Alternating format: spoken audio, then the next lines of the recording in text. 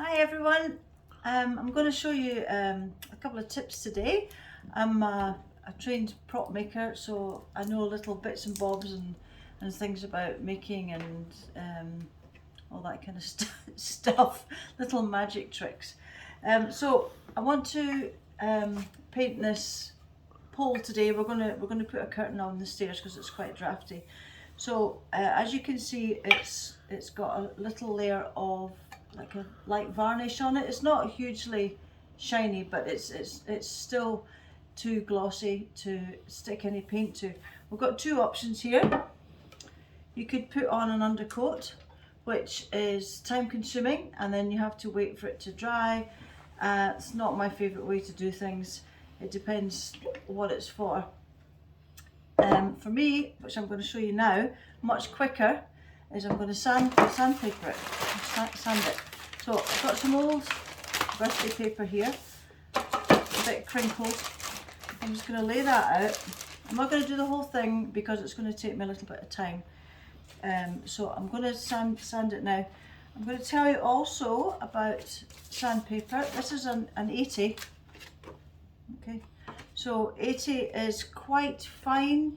You need to kind of touch sandpaper to sort of figure out the grit of it. The bigger the number, the finer it is. So that kind of doesn't, it goes against the grain.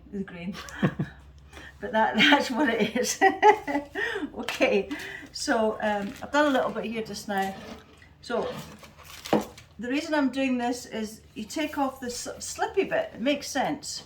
You need to make a surface that the paint's going to stick to, and that's called making a key. Okay, so I'm just going to do this. As I say, I'm not going to do the whole thing.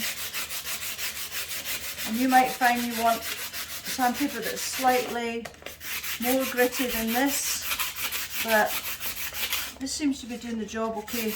Because what you don't want to do is have it too gritty and then you're actually scoring the piece of wood. Because you need to think, it's all very well taking the surface off, but you need to be able to paint over it and paint over it in a smooth way so it's got a nice finish. That's probably enough.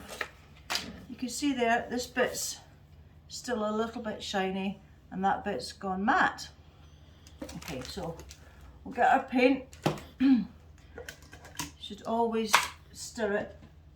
Chopsticks are good for that, the sort of cheap ones. I've got some beautiful chopsticks, I'm not using them. Thanks, Ed. So give it a stir. I've chosen this paint because it matches our hallway. It's very green, it's a lovely green. Okay, put that on the lid. And we just, see, look at that. Now you're going to have to do probably a couple of coats, maybe even 3, but it's so much easier than putting on the undercoat first. I just don't see the point of it.